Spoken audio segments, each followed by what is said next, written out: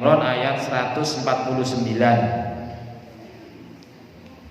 Pun dipun bika kita waos sareng-sareng. A'udzu billahi minasyaitonir rajim.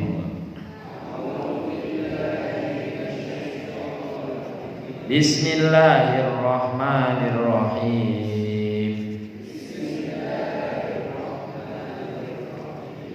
Ya ayyuhalladzina amanu in tuti'ul ladzina kafaru yaruddukum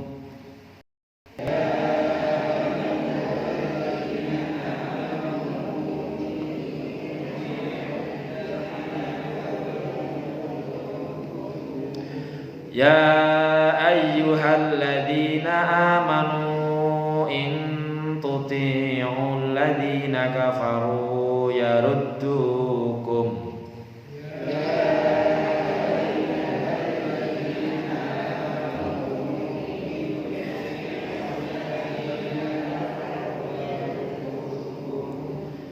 yaruddukum ala aqabikum fatanqalibu khasirin.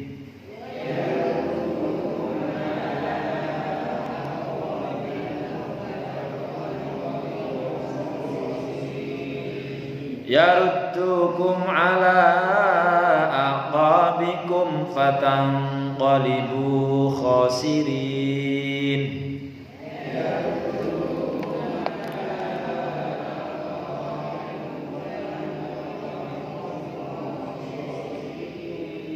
Balillahu maulakum wa huwa khairun nasirin.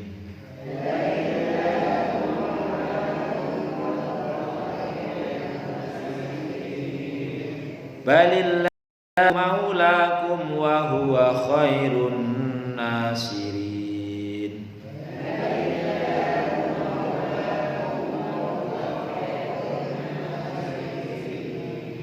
Sanulqi fi qulubil ladzina kafarur ru'ba bima asyraku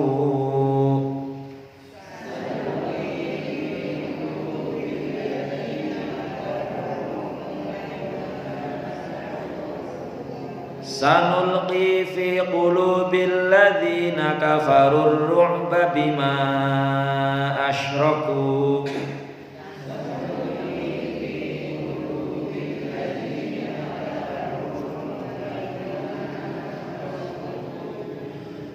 bima asyraku billahi ma lam yunazzil bihi sultana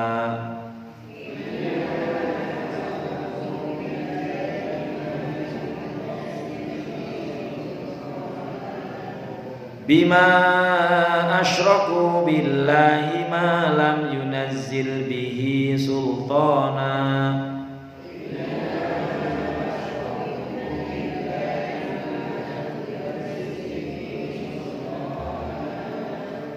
wa ma'wahumun nar wa bi'sa mathwal zalimin.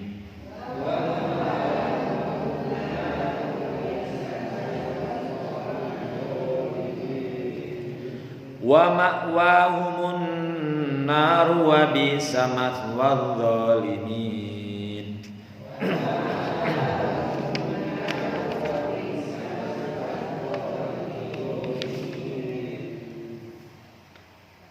Walaqad sadaqakumullahu wa'dahu idh takhussunahum bi'idhnihi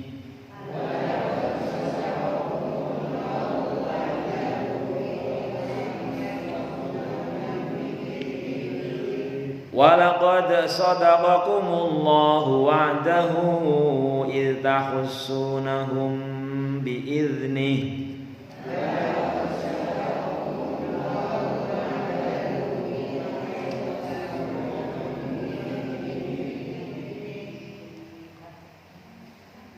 hatta idza fashiltum wa tanaza'tum fil amri wa 'asaytum min ba'di ma arakum ma tuhibbun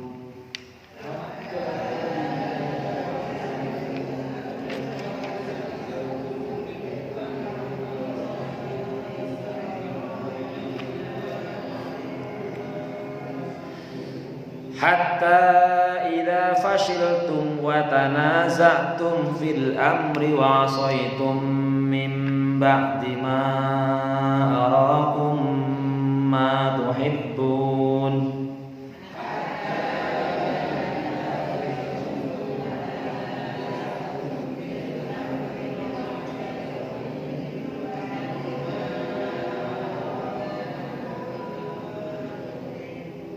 Minkum may yuridud dunya wa minkum may yuridul akhirah.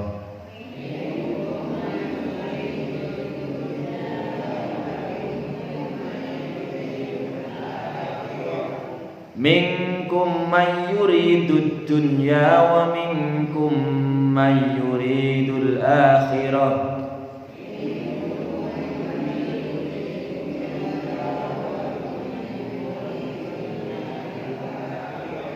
Thumma sarafakum anhum liyabtaliyakum wa laqad afa ankum.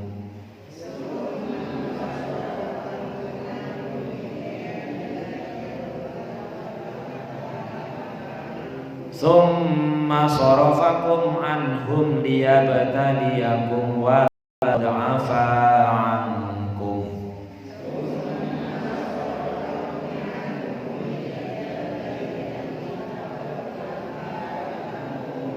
Wallahu dzu fadlin 'alal mu'minin.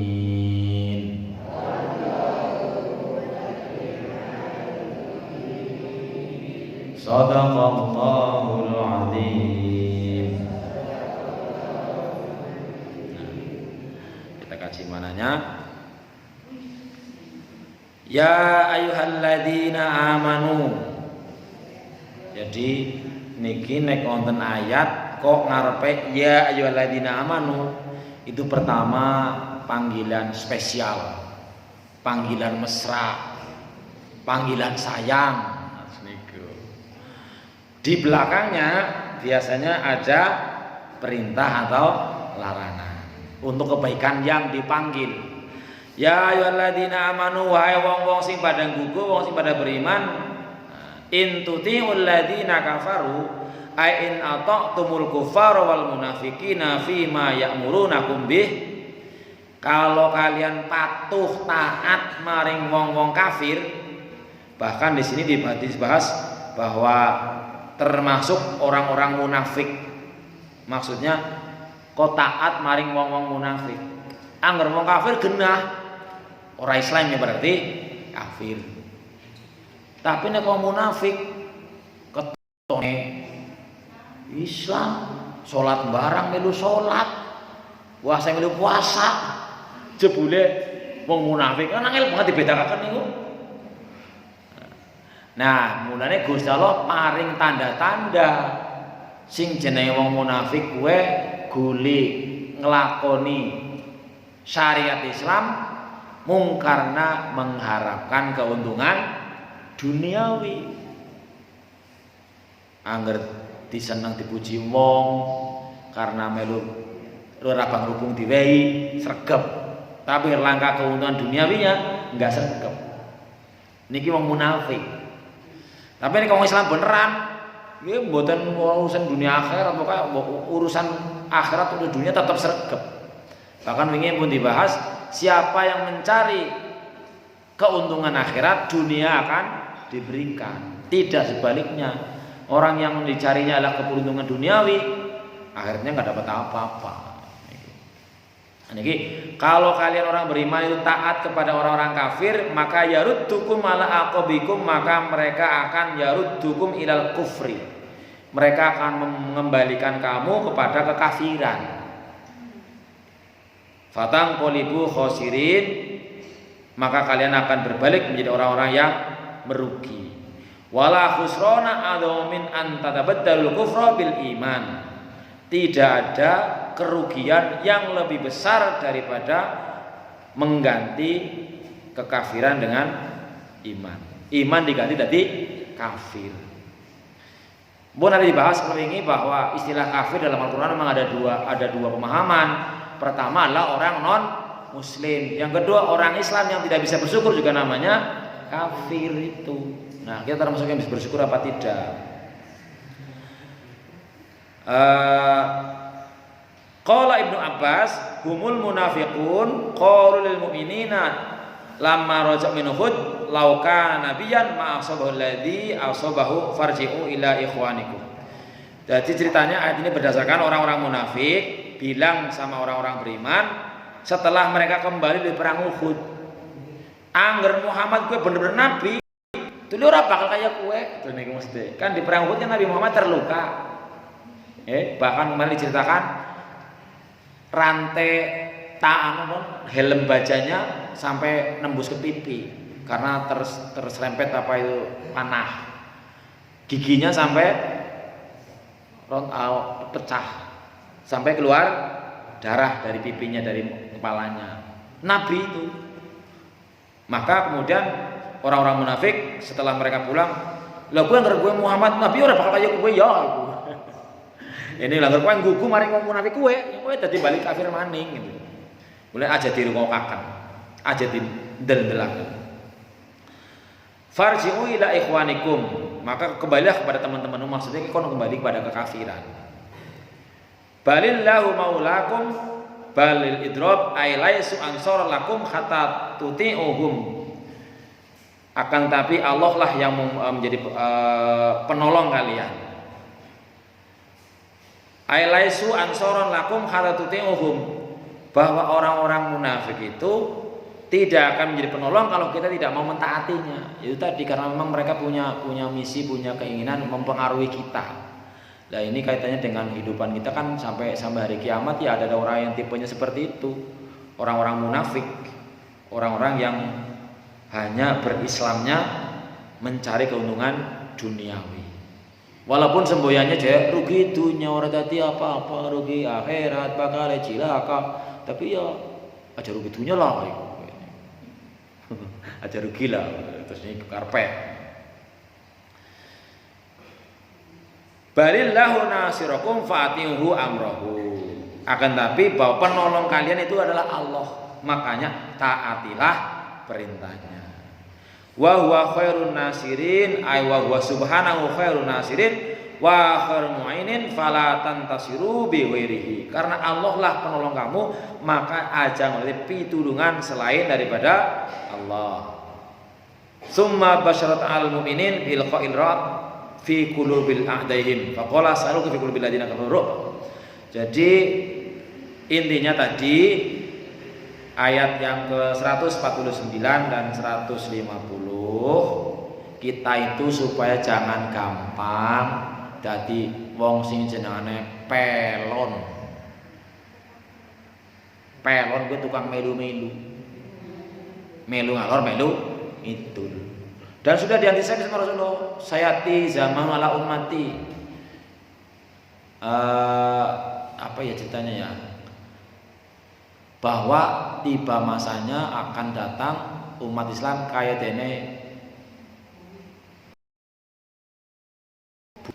buing melu ngalor berita itu buatan nggak ada pendirian ya bi'u dinau bi arti minat dunia, yang agamanya didol dibayar karo keuntungan sedikit duniawi. Nggih bahasanya gampang dipengaruhi, gampang disokok. Kalau sudah begitu, maka umat Islam akan dicabut rasa kehebatannya.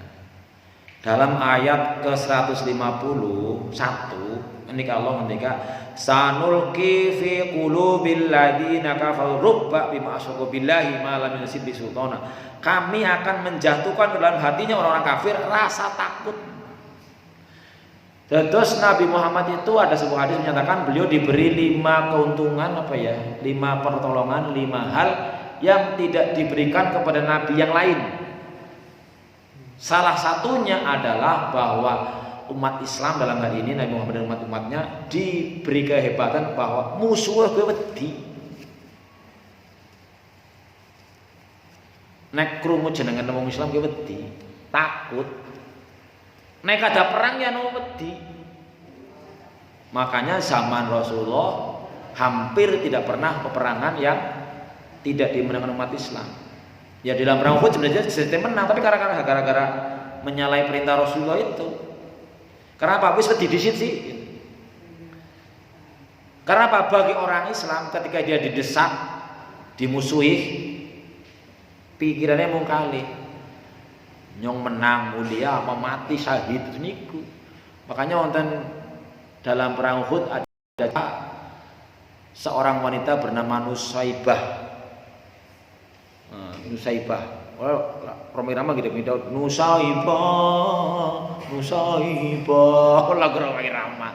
Tapi Nusaibah ini punya suami ketika dia mendengar ada orang sibuk-sibuk mau berangkat perang Uhud, suaminya belum tahu. Lalu dia ingatkan, pakai pada mangkat perang Uhud, ini apa orang ngerti? Apa ya main mangkat.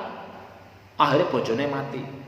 Dikabari, Bu Nusaibah, bojone dengan gugur nang perang Uhud. Alhamdulillah anakku, bojoku ora apa-apa. Ora apa-apa. Anaknya dikirim nih. Anaknya si cilik. Bujangan. Karena anak-anak kecil belum boleh ikut perang kan. Anak tuh pengen banget. Bu, abah kan udah syahid. Saya menggantikan ya sama tuh ya. Ya silakan boleh maju ke perang. Mati maning. Gari adine yang cilik. Adik kakaknya mati, adine melu maning mangkat maning gitu. Mati maning. Entek kabeh bojone anake loro gari dheweke. Mapas dhewekan sih mangkat bae lah. Mangkat perang. Akhirnya ya banyak membunuh orang dan sampai kemudian terakhir bahkan minjem terceritakan sudah pencelas tangannya siji masih maju penyelang sahabat-sahabat di sini yang akhirnya tewas. Ketika Nusaibah ini tewas dalam perang Uhud, kemudian tiba-tiba langitnya itu mendung kemudian Rasulullah dawuh, ngerti ora? Kae nang itu nang mendung apa? Itu gara-gara para malaikat, ribuan malaikat menyambut ruhnya Nusaibah. Luar biasa, semangatnya itu. Ini orang Islam pokoknya pikirnya ya kariman aumut syahidan. Hidup mulia, punya pendirian, gak gampang terombang-ambing. Atau mati syahid. Nang dunia wis melarat, orang beriman lah, mulia panen. Mulianya orang beriman kan karena takwanya, bukan karena jabatan, bukan karena hartanya. Nih, jadi kehebatan umat Islam itu sebenarnya dari dulu ditakuti sama musuh, tapi ada waktunya umat Islam dianggaplah kayak dene makanan, karena ini nyakar orang bisa ngapa-ngapa. Makanya mau sakit males, orang jerek kue no daging ayam artijo terus melompat, yang dijawab melompat. Nah daging ayam melompat ya nunggu dicekel no, kecano seliru pokoknya. Daging ayam dijawab melompat dewek kan mboten. Umat Islam diramalkan dalam suatu saat akan seperti makanan di meja makan, orang bisa ngapa-ngapa. Dan pada saat itu umat Islam akan dikenai, jangan-jangan sudah sekarang udah ya, di sebuah penyakit dikenakan ditimpakan penyakit yang namanya penyakit wahan. Wa mal wahnu ya Rasulullah hubbud dunya wa karahiyatul maut. Itu penyakit yang berbahaya. Cinta dunia, sengit mati. Bagi kita lebih apik urip apa matine? Ya terserah urip mulia-mulia mati syahid, ini prinsip bagi kita ya. Inna sholati wa nusuki wa mahyaya wa mamati lillahi rabbil alamin. Urip yang ngono, mati yang ngono, Gusti Allah, sing penting saya berusaha untuk karena Allah gitu aja. Jadi mboten wedi mati, sing diwedeni ki mbok nganti matine suul khotimah niku sing diwedeni. Saya wedi matine, lah mbok mati dhewekan. Ya mati dhewekan masa ngajak rame-rame. Kadang-kadang lah yo lah kan saya lah jenengan ben lahir dewek, mati dewek ngurung-ngurung kancah pirang-pirang. Ini semangat dalam beribadah ya. Jangan sampai kita kemudian takut mati yang berakibat kemudian jadi lebih mementingkan urusan duniawi. Artinya kalau kita ada urusan duniawi semangat tepol, tapi urusan akhirat abot tepol. Nggih sing saya nggih lebih mengutamakan urusan akhirat. Sanulqi fi qulubil ladzina kafaru bima asyraku billah ma lam yunzil bihi sultana. Akan kami taruh rasa takut ke dalam musuh hatinya para orang kafir karena mereka mensekutukan Allah. Ma lam yunzil bihi yang tidak diturunkan kepada mereka, Allah tidak menurunkan kekuasaan apapun. Ya memang kalau orang-orang yang musyrik ya, musyrik itu kan menyekutukan Allah, kan menganggap Allah orang sempurna lah. Allah maha orang mampu dan sebagainya. Apalagi misalnya kalau yang zaman jahiliyah yang namanya musyrik menyembah berhala, wah kan goblok banget lah. Wah banget lah, berhala titik-titik dewek disembahi dewek ngono jan. Ya mana yang menyekutukan atau menyembah manusia saja kan juga cara Gus Bah itu. Nah coba katanya Nabi Isa Tuhan harusnya kan maha segala-galanya. Masa Tuhannya kan cot wagu lah. Yang namanya manusia kan nggak makannya lemes lah. Tadi saya ya kasihan banget melihat Tuhan kelaparan nggak makan, Tuhannya saya kasih makan, iyalah wagu banget Bob.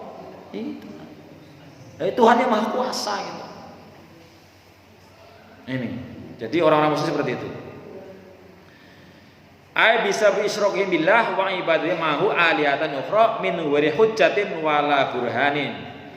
Jadi ya selain Allah tidak ada yang punya maha kuasa.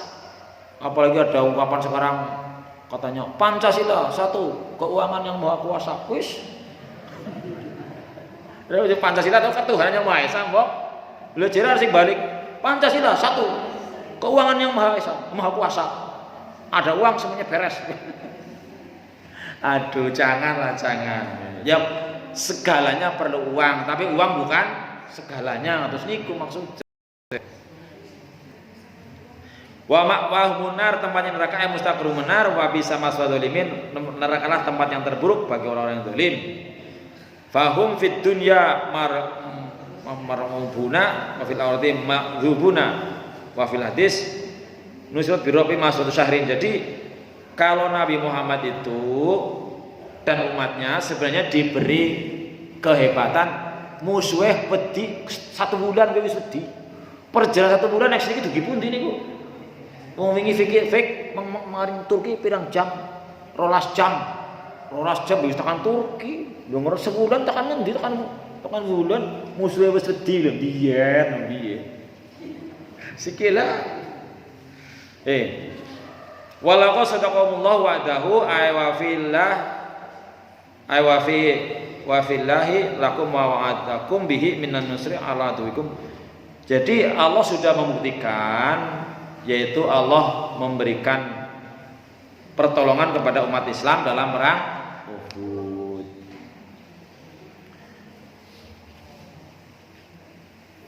Tapi gara-gara kalian di perang Uhud itu kemudian menyalahi perintah Rasulullah, maka jadinya kalian mendapatkan musibah yang seperti itu. Walaqad sadaqakumullahu wa'dahu itahusnahum bihi hatta idza fasitum wa tanazatum fil amri wa asaitum min ba'di ma rakum ma yuhibbuna minkum may yuridun. Mana ini terjemahnya? Sungguh Allah telah memenuhi janjinya kepada kalian ketika kalian membunuh mereka dengan izinnya sampai pada saat kalian lemah dan berselisih dalam urusan itu dan mendurhakai perintah Rasul. Sesudah Allah memperlihatkan kepada kalian apa yang kalian sukai. Nah, di antara kalian ada orang-orang yang menghendaki dunia dan di antara kalian ada orang yang menghendaki akhirat. Kemudian Allah memalingkan kalian dari mereka untuk menguji kalian dan sesungguhnya Allah telah memaafkan kalian. Ataupun pada perang Uhud kan ada sebagian pasukan pemanah yang dipesan, wah jangan nanti medun. Ternyata perlu harta paling geletak medun, urusan duniawi. Tapi sebagian ada yang bertahan di belakang di bukit Uhud yang akhirnya diserang oleh lawan. Ini maksudnya bahwa kalau kita menyalahi perintah Rasulullah ya berarti akan ada akibat yang tidak baik bagi kita. Tsumma sarafanhum liyabtaliyakum walakum dan Allah telah memaafkan kalian. Wallahu dzul fadlil 'alal mu'minin. Allah memiliki keutamaan kepada orang-orang yang beriman. Ayat soha ankum masyan wa fi ilamun bi anna dzanba kana yastahiqu aktsara ma nazir bihim laula afallahu anhum wa la hadza qala Allah aidza mannin wa nikmatin aluminin fi jabil awqat wal ahwal. Artinya Allah memberikan ya masalah pengampunan. Allah pernah berfirman, andaikan manusia dosanya sepenuh langit dan bumi lalu dia tobat sungguh-sungguh, tobatnya tentu akan diterima.